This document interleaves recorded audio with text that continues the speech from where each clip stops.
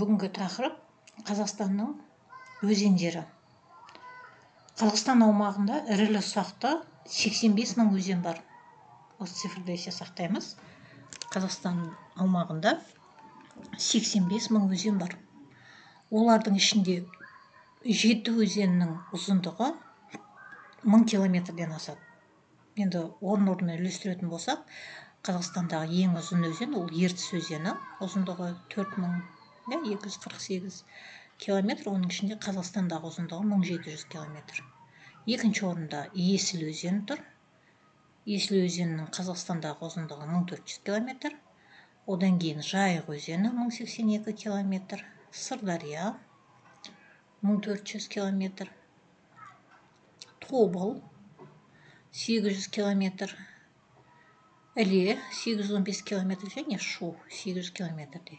Яғни 1000 километрден асатын 7 өзен осы екен, есте сақтаймыз. Ертіс, Тобыл, Есіл, Жайық, Сырдария, Іле, Шу. Республиканың барлық өзендері солтүстік мұзды мұхит және ішкі тұйық көлдер алаптарына құяды. Екі алап бар екен. Ол солтүстік мұзды мұхит алабы және ішкі тұйық көлдер алаптары. Екі алап арасындағы суайрық Сауыр-Тарбағатай тау жүйесінің қырқасымен Сарыарқа Торғай үстірті арқылы өтіп оңтүстік Оралға тіреледі. Есте сақтаймыз. Сауыр-Тарбағатай тау жүйесінің қырқасымен Сарыарқа Торғай үстірті арқылы өтіп оңтүстік Оралға тіреледі. Суайрық, водораздел дейді, осы екі алаптың. Солтүстік мұзды мұхит алабы өзендерінің су ағыны тұрақты келеді. Бұл алқапқа жататын өзен Ертіс, өзінің Есіл және Тобыл салаларымен бірге.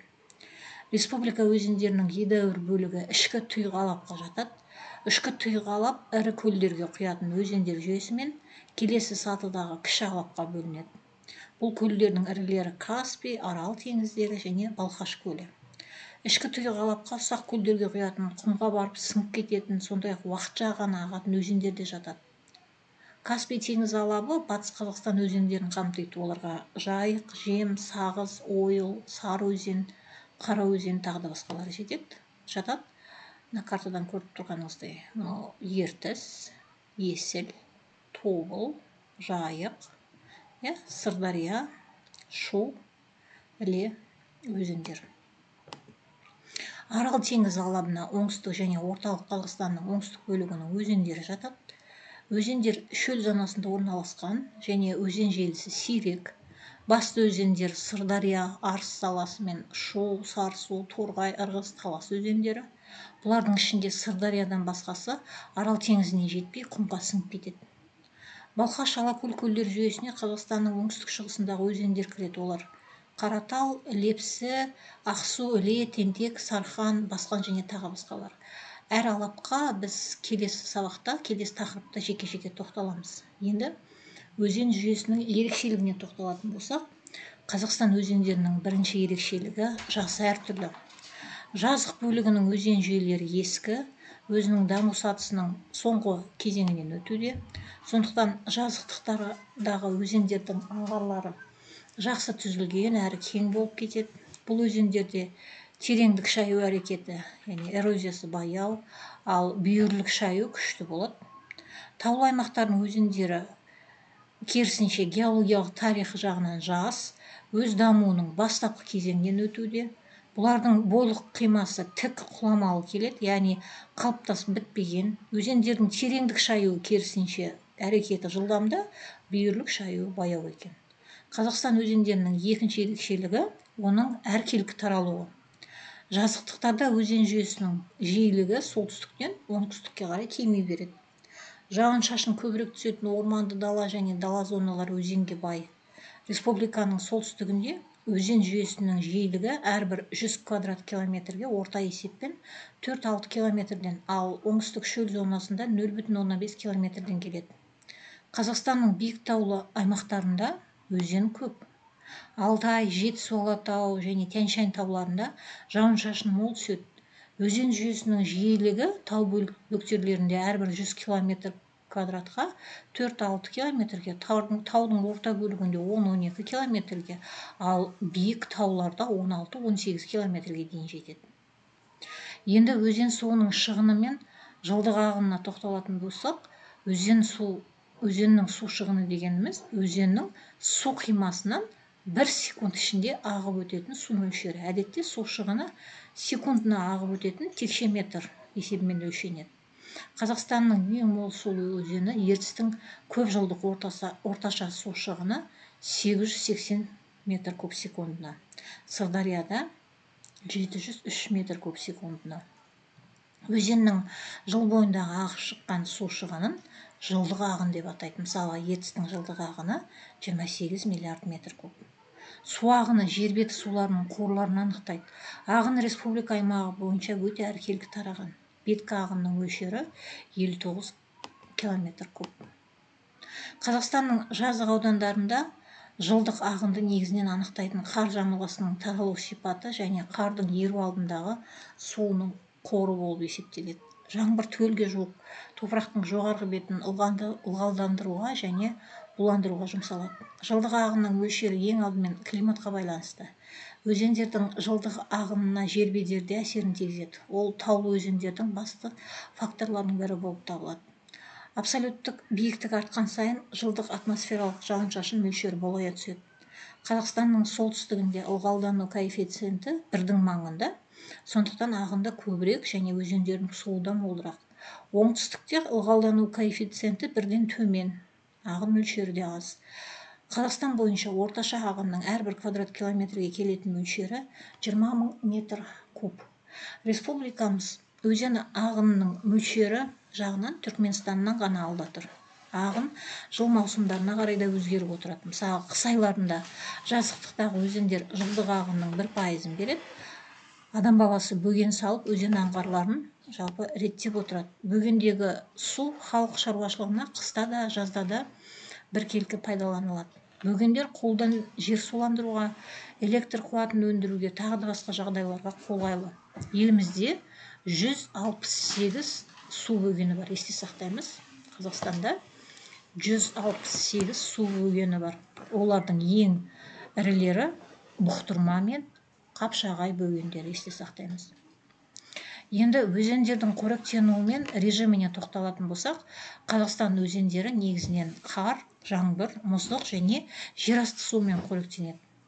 Республиканың жазық бөлігінің өзендерінің қоректенуіне қарай қар, жаңбыр суымен және басым қар суымен қоректенетін өзендер деп 2 типке бөлуге болады. Есте сақтаймыз, бұл тек Қазақстанның жазық бөлігінің өзендері. Қар, жаңбыр суымен қоректенетін өзендерге орманды дала және дала зоналарының өзендері жатады. Басты өзендері Есіл, Тобыл. Бұл өзендер көктемде тасиды. Сәуір-мамыр айларында жылдық ағынның 50% ағып өтеді. Өзендер суды алдымен еріген қардан, кейін жаңбыр суынан алады. Өзен су деңгейінің ең төмен кезі қаңтар айында байқалады. Бұл кезде олар еспе суымен қоректенеді. Негізінен қар суынан қоректенетін өзендердің ағыны түгелге жоқ көктемге келеді. Жылдық ағының, яғни 85-95%. Бұл қоректену типіне шөлейт және шөл зоналарының өзендері жатады. Олар Нұра, Жайық, Сағыз, Жем, Торғай және Сарысу. Өзендердің деңгейі толық кезеңі көктемнің бірінші жартысында байқалады. Өзендер негізінен қар суымен қоректенеді. Көктемдегі қар ерігенде өзен ағыны көтеріледі. ТМД елдерінде өзен режимінің бұл түрін қазақстандық тип деп атайды. Мысалы, Нұра өзенінде жылдық ағынның 98% қысқа уақытта ағып өтеді. Көктемгі қысқа ғана уақытта ағып өтеді. Өзен деңгейінің ең төмен кезеңі бұл жаз айларында болады. Кейбіреулер мүлдем тартылып қалады. Күздегі жаңбырдан өзен деңгейі аздап көтеріліп, қыста қайта төмендейді. Қазақстанның биік таулы бөлігінің өзендері қар суымен және мұздықтармен қоректенетін типіне жатады. Бұған Сырдария, Іле, Қаратал және Ертіс өзендері кіреді. Бұл өзендердің деңгейі көктемде, Алтай тауының өзендері, яғни Ертіс көктемнің екінші жартысымен жазда тасиды. Бірақ қардың бір мезгілде ерімеуіне байланысты, мысалы, Сырдария өзенінің су тасуы өте ұзаққа созылады екен. Тянь-Шань, Жетісу Алатау өзендері көктем мен жазда, яғни жылдың жыл кезінде тасиды. Бұл тауларда қардың еруі көктемде төменгі белдеуден басталып, одан орта, жоғары, биіктегі қар мен мұздықтар жаз бойы еріп күзге дейін созылады. Тау өзендерінің ағынында жаңбыр суының үлесі шамалы 5-15% ғана, ал аласа тауларда оның үлесі 20-30%-ға дейін жоғарылайды. Қазақстанның жазықтағы өзендері суының аз және ағысы баяу болуынан қыс түсісімен тез қатып қалады да, оларды қарашаның аяғында тұрақты мұз басады. Мұздың қалыңдығы 70-90 сантиметрге жетеді. Аязды қыста мұздың қалыңдығы республиканың солтүстігінде 190 сантиметр, оңтүстік өзендерінде 110 сантиметр болады. Өзен мұзы 2-4 ай бойы қатып жатады. Сәуірдің басында оңтүстіктің екінші жартысында солтүстіктің өзендерінің мұзы ери бастайды. Биік тау өзендерінің мұз режимі басқаша. Олардың таулы бөлігінде ағыстың күшті болуына байланысты жер асты суымен қоректенетіндіктен тұрақты мұз жамылғысы қалыптаспайды. Тек кей жерлерде ғана жағалық мұздар байқалады. Қазақстанның өзендері жылма-жыл шайылған тау жыныстарын ағызып әкетіп отырады. Өзендер табанын тереңдетіп, бүйірлерін құлатып, ірілі-ұсақты тастарды домалатып ағады. Қазақстанның жазық бөлігіндегі өзендердің ағысы баяу болады. Қатты материалдарды да аз тасымалдайды. Мұндай өзендердің лайлығы 50-100 грамм метр куб, ал төменгі ағыстарында 200 грамм метр кубқа дейін барады. Борпылдақ жыныстарды көп ағызып әкелетін Батыс Қазақстан өзендерінің лайлылығы тым жоғары, 500-700 грамм метр куб келеді. Тау өзендерінің лайлылығы ағыс бойымен төмен қарай артады. Оның мөлшері Іледе 650 грамм метр куб, шудың төменгі ағысында 900 грамм метр куб, ал Сырдарияда 1200 грамм метр куб.